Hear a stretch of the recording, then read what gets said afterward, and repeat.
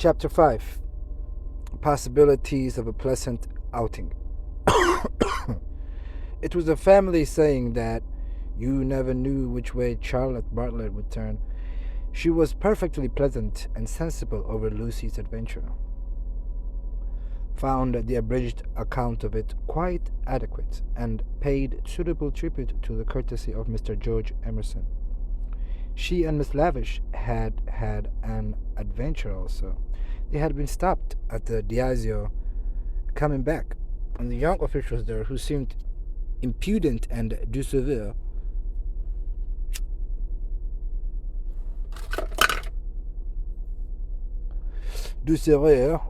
had tried to search their reticules for provisions. It might have been most unpleasant. Fortunately, Miss Lavish was a match for anyone. For good or for evil, Lucy was left to face her problem alone. None of her friends had seen her, either in the piazza or later on by the embankment. Mr. Beebe, indeed, noticing her startled eyes at dinner time, had again passed to himself the remark of too much Beethoven, but he only supposed that she was ready for an adventure, not that she had encountered it. This solitude oppressed her. She was accustomed to have her thoughts confirmed by others, or at all events contradicted. It was too dreadful not to know whether she was thinking right or wrong. At breakfast next morning she took decisive action.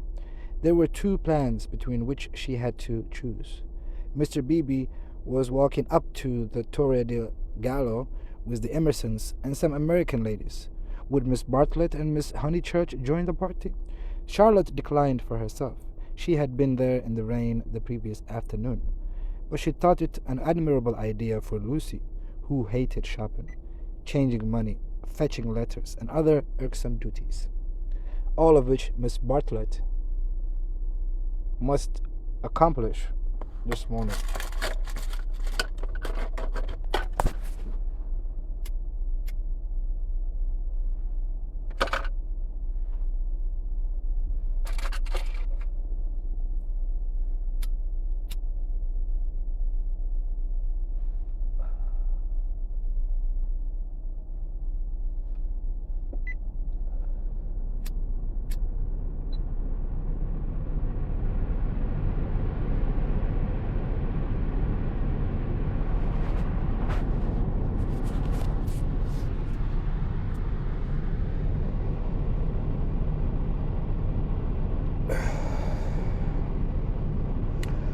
All of which Miss Bartlett must accomplish this morning, and could easily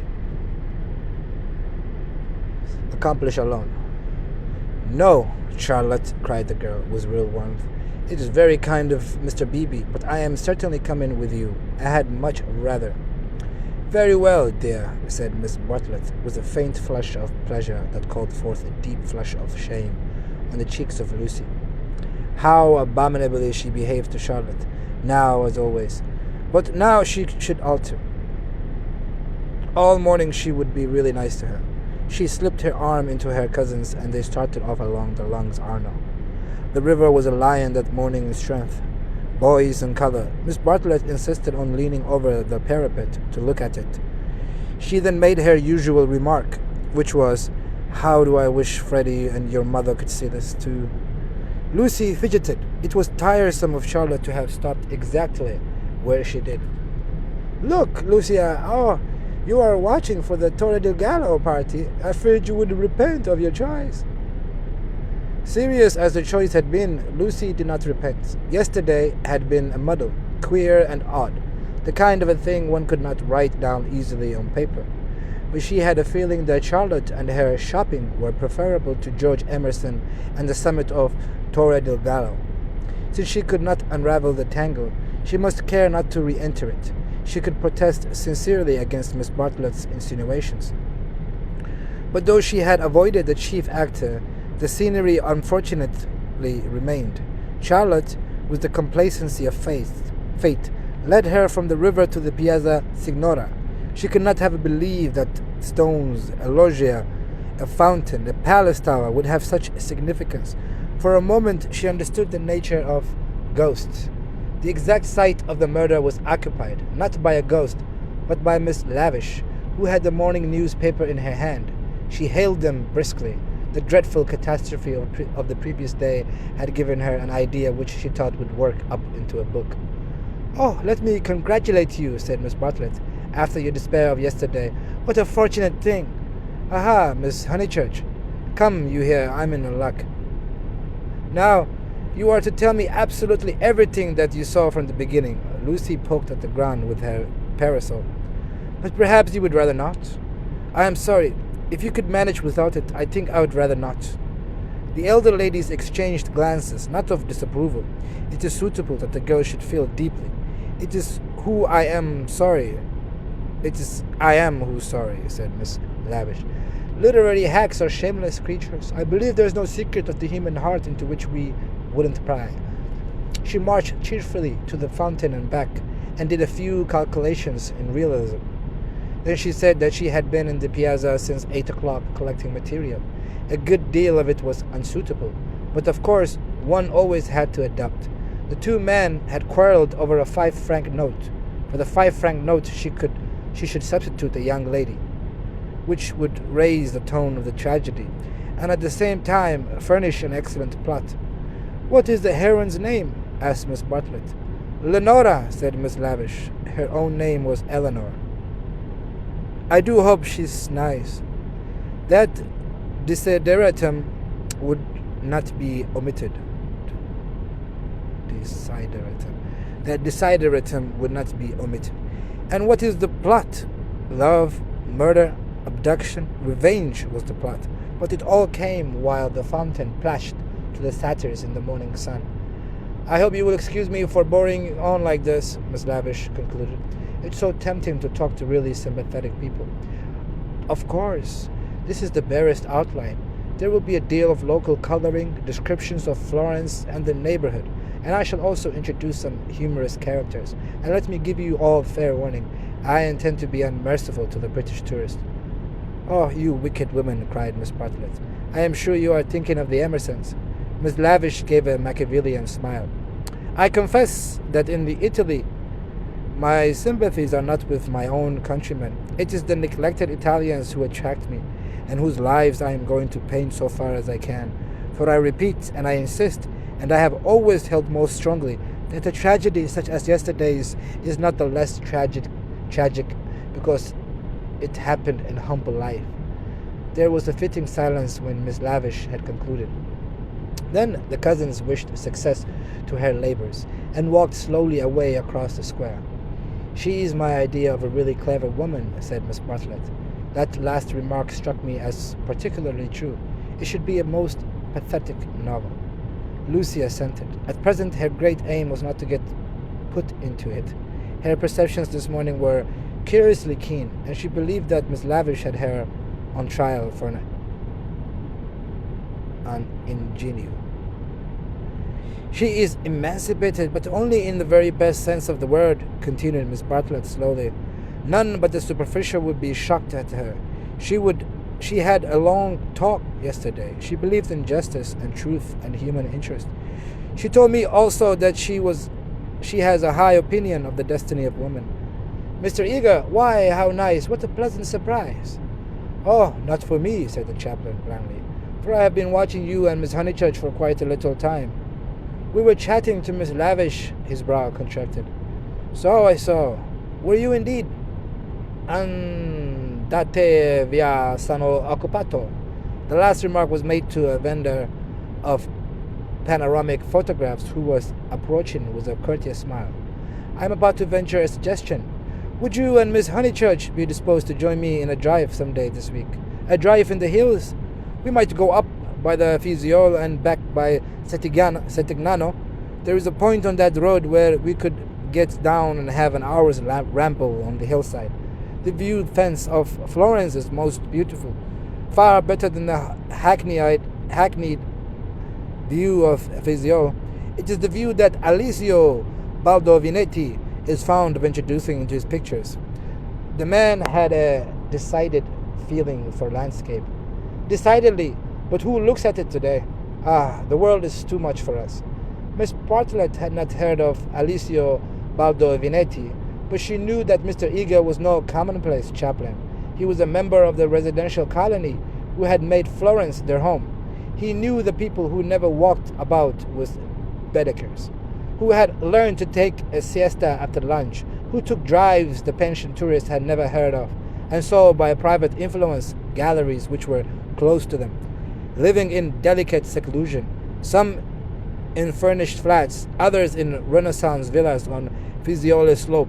They read, wrote, studied, and exchanged ideas, thus attaining to the intimate knowledge, a rather perception, of Florence which is denied to all who carry in their pockets the coupons of Cook. Therefore, an invitation from the chaplain was something to be proud of. Between the two sections of his flock, he was often the only link. And it was his avowed custom to select those of his migratory sheep who seemed worthy and give them a few hours in the pastures of the permanent. Tea at the Renaissance Villa. Nothing had been said about it yet. But if it did come to that, how Lucy would enjoy it. A few days ago, and Lucy would have felt the same, but the joys of life were grouping themselves anew. A drive in the hills with Mr. Eager and Miss Bartlett, even if culminating in a residential tea party, was no longer the greatest of them. She echoed the recaptures of Charlotte somewhat faintly.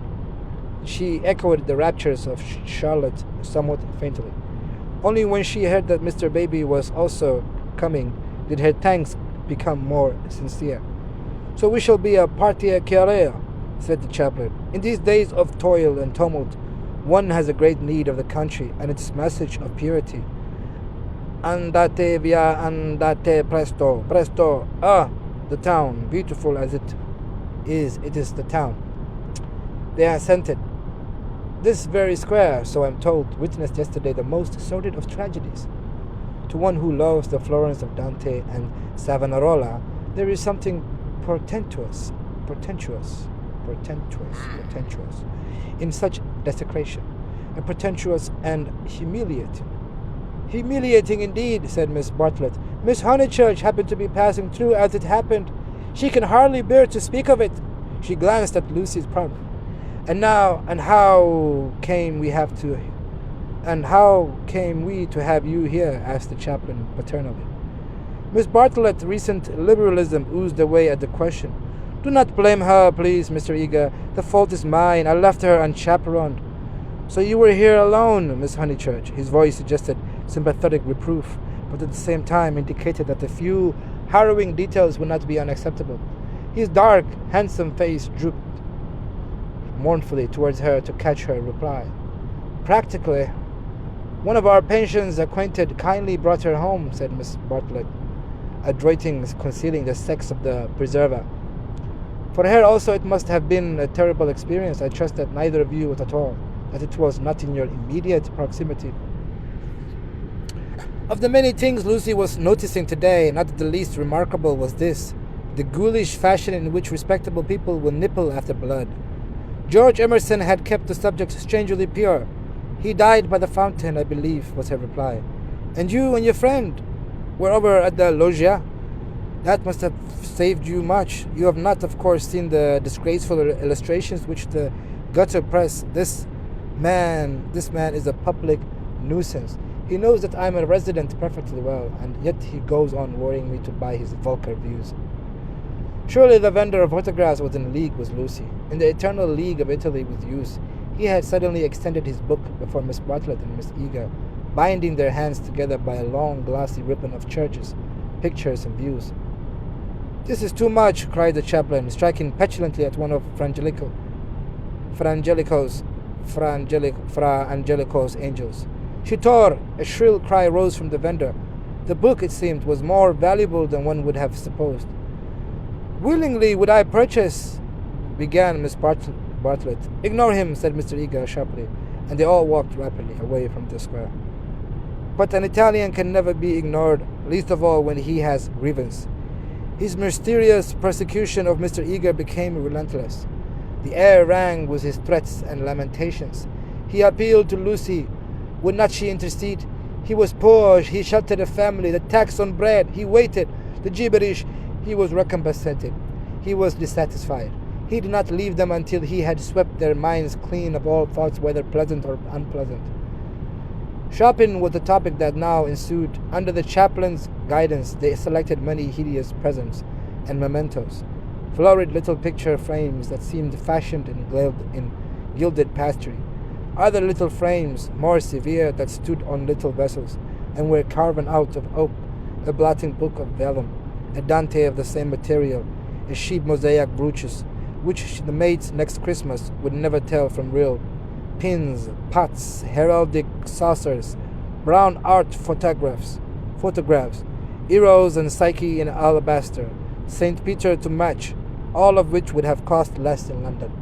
This successful morning left no pleasant impressions on Lucy. She had been a little frightened, both by Miss Lavish and by Mr. Eager. She knew not why, and as they frightened her, she had strangely enough ceased to respect them. She doubted that Miss Lavish was a great artist. She doubted that Mr. Eager was as full of spirituality and culture as she had been led to suppose. They were tried by some new test, and they were found wanting. As for Charlotte, she was exactly the same. It might be possible to be nice to her. It was impossible to love her. The son of a laborer, I happen to know it for a fact, a mechanic of some sort himself when he was young. Then he took to writing for the Socialist press. I came across at Brixton. They were talking about the Emersons. How wonderfully people rise in these days, sighed Miss Bartlett, fingering a model of the Leaning Tower of Pisa. Generally, replied Mr. Eager, one has only sympathy for their success, the desire for education and for social advance. In these things there is something not wholly vile. There are some working men whom one would be very willing to see out here in Florence, little as they would make of it. Is he a journalist now? Miss Bartlett asked. He is not.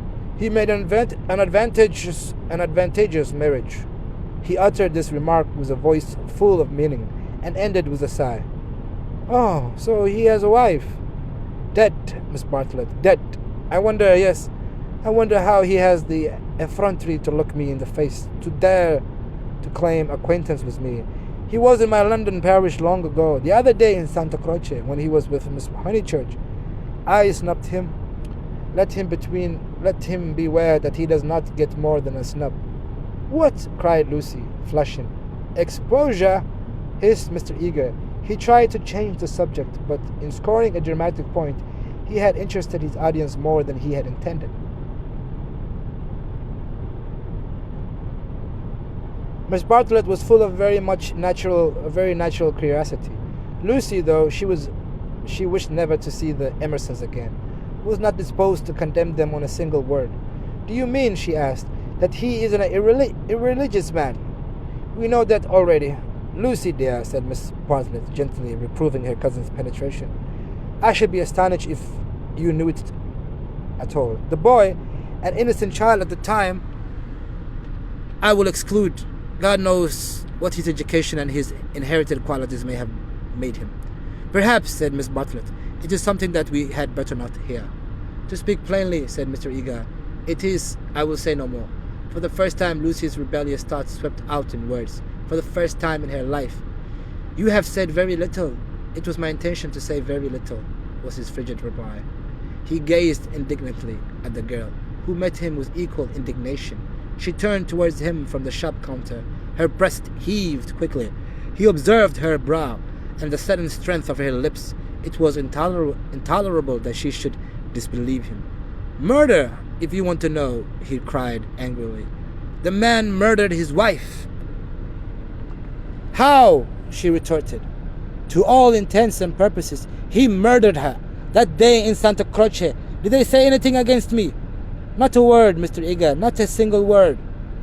Oh, I thought they had been libeling me to you. But I suppose it is only their personal charms that makes you defend them.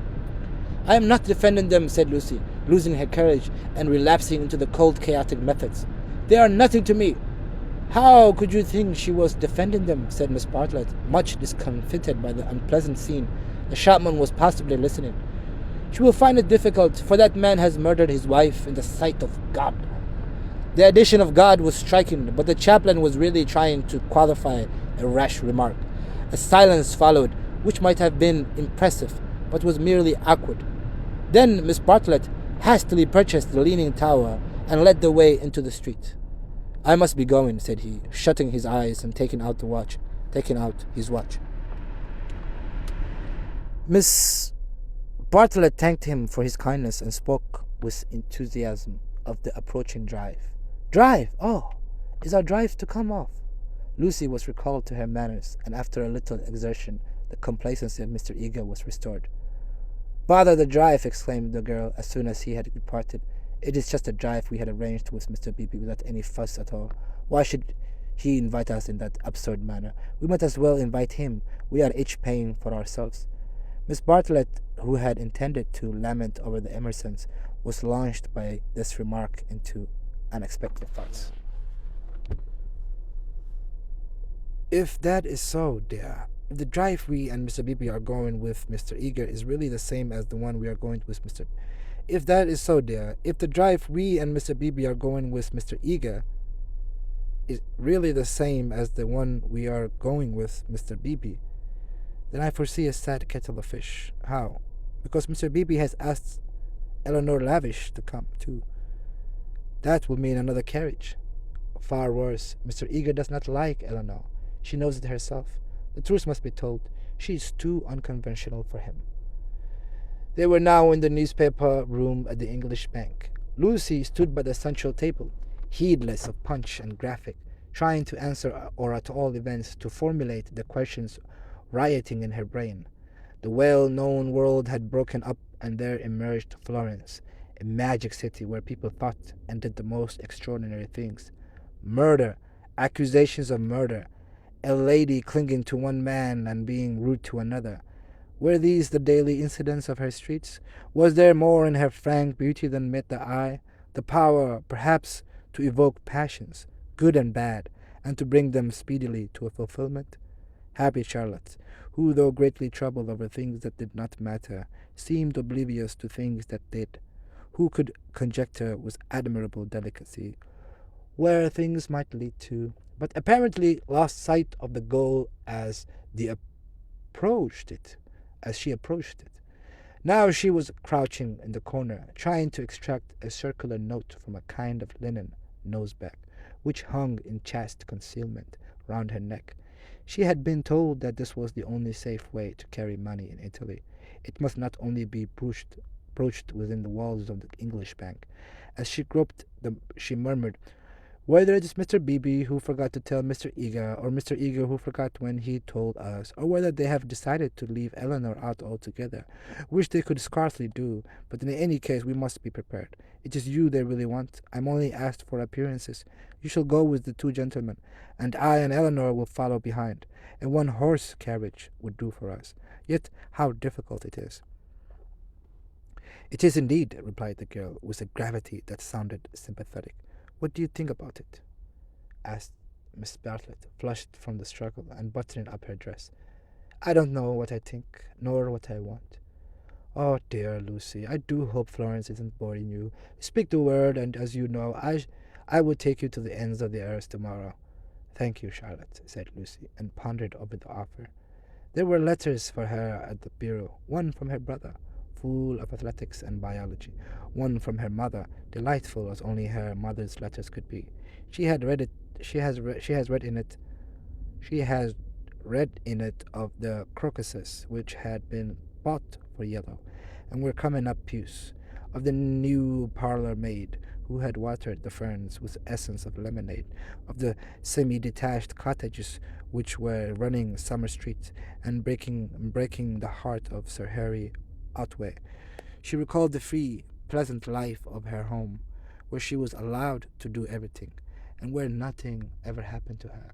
The road up through the pine woods, the clean drawing room, the view over the Sussex Weald, all hung before her bright and distinct, but pathetic as the picture in a gallery to which, after much experience, a traveller returns.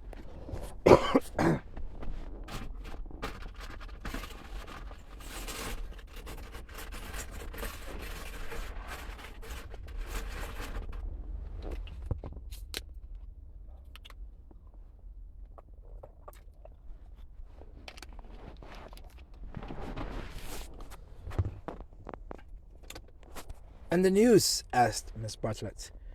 Mrs. Weiss and her son have gone to Rome, said Lucy, giving the news that interested her least. Do you know the Weisses? Oh, not that way back. We can never have too much of the dear Piazza Signoria. They are nice people, the Weisses, so clever. My idea of what's really clever. Don't you long to be in Rome? I die for it. The Piazza Signora is too stony to be a brilliant. It has no grass, no flowers, no frescoes, no glittering walls of marble or comforting patches of ruddy brick.